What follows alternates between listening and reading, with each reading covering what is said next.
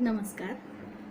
मी सौ सुप्रिया गोसावी, वसुधा क्रिएशन्सची एक कलाकार म्हणून आज इथे आपल्याशी संवाद साधते आहे.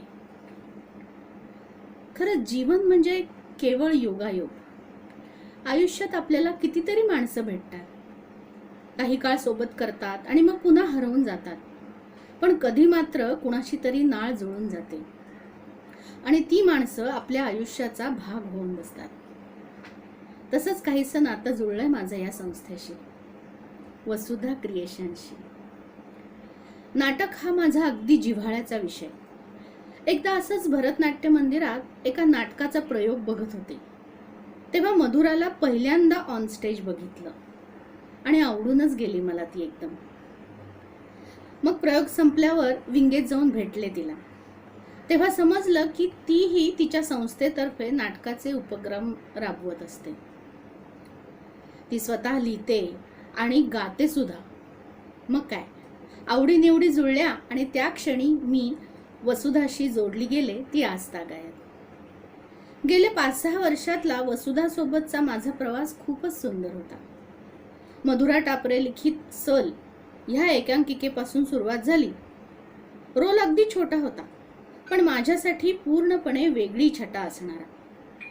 पैशाची घमेंड असलेली एका मतिमंद मुलीची आई, फसगत होऊन प्रेग्नंट राहिलेल्या त्या मुलीची पैसे फेकून सुटका करून घेऊ पाहणारी एक निर्दय स्त्री.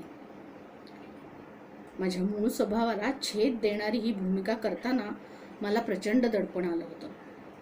पण त्यापूर्वी अशा गर्विष्ठ भूमिका मी केल्या होत्या, नाही असं नाही, पण त्या टिपिकल सासू टाईप भूमिका होत्या, शिवाय मोठ्या होत्या.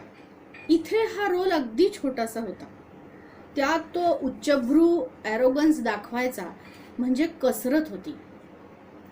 मधुरानं अशक्य वेळा मला तो प्रसंग करून दाखवला. मीही बरीच मेहनत घेतली.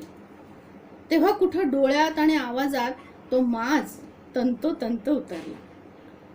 कमी संवादात अचूक व्यक्त होण्यासाठी आपला चेहरा, नजर, आवाजाचे चढ उतार आणि मोजक्याच पण परफेक्ट हालचाली अत्यंत महत्त्वाच्या असतात.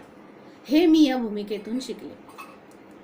जाणीवपूर्वक भूमिकेचे बारकावे अभ्यासले की भूमिका अगदी उठावदार होते आणि लोकांच्या लक्षातही राहते, हे शिकायला मिळाले. यानंतरचा वसुधासोबतचा माझा संस्मरणीय प्रयोग म्हणजे अंतरयात्रा. समीर मोने लिखित अंतरयात्रा हे मूळ 2 अंकी नाटक. या संपूर्ण नाटकाचं अभिवाचन आम्ही आयपारसाठी केलं होतं आणि फायनल पर्यंत मजल सुद्धा मारली होती. हेच नाटक एकांकिका स्वरूपात मधुराने बसवलं होतं. वेगळ्याच विषयावरच्या या नाटकातली माझी भूमिका अफाट होती. ही स्त्री उभी करणं म्हणजे माझ्यासाठी जबरदस्त आव्हान होतं. एक प्रतिथयश लेखिका, पण कौटुंबिक जीवनात असफल ठरलेली.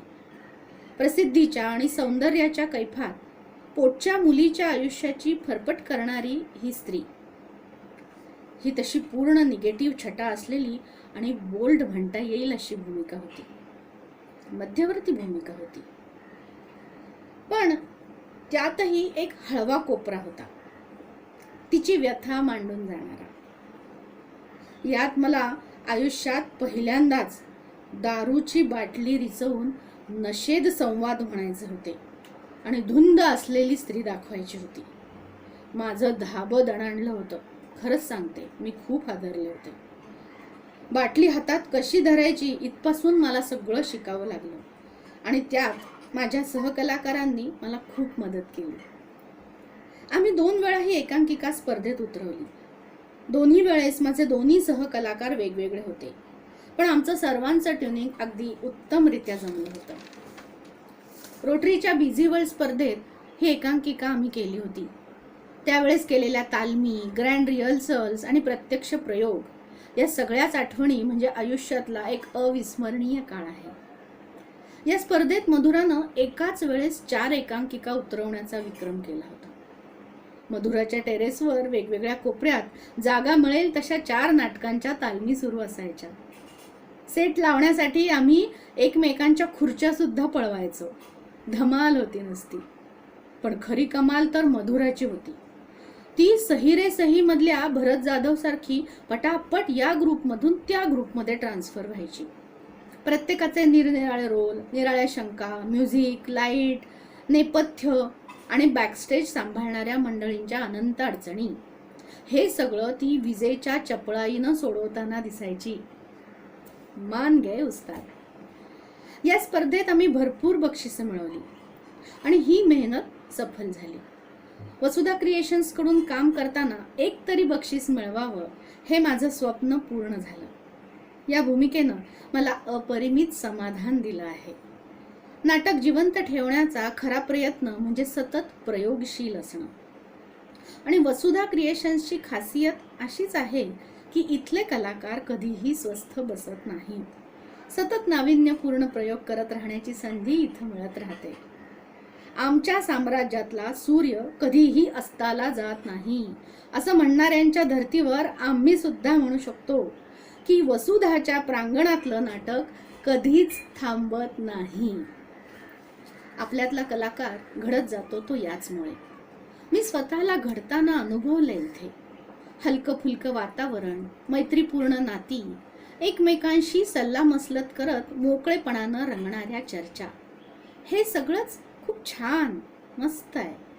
दिवसभराची आपापली व्यवधानं सांभाळून संध्याकाळी एका अनोख्या ओढीनं इथं जमणारी हौशी कलाकार मंडळी आणि समरसून केलेले ते प्रयोग, हे एक जादुई विश्व आहे खरं तर. आणि या दुनियेचा मी एक भाग आहे याचा मला खूप आनंद होतो. लॉकडाऊनचा काळ सुद्धा आम्ही वाया घालवलेला नाही.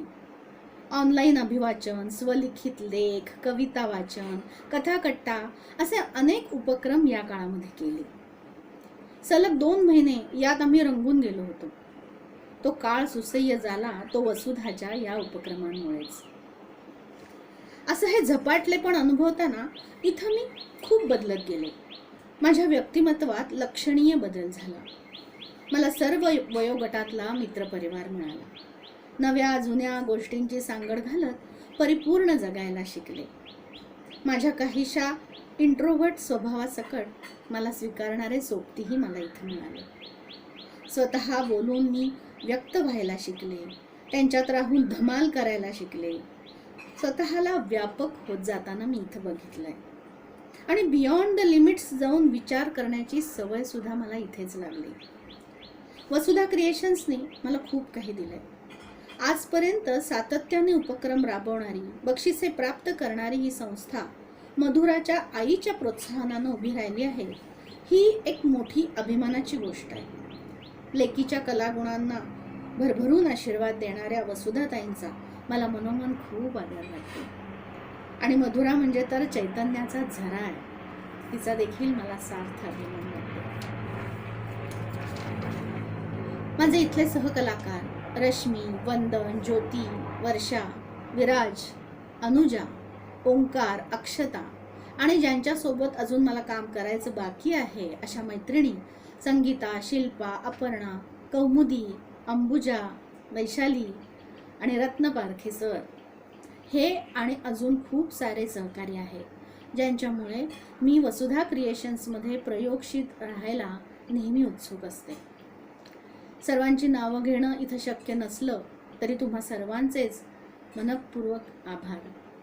हे आमचं वसुधैव कुटुंबकम असंच बहरत राहो आणि पुन्हा पुन्हा नवनिर्मितीचा आनंद आम्हाला मिळत राहो अशा सर्वांना दिल से शुभेच्छा. धन्यवाद.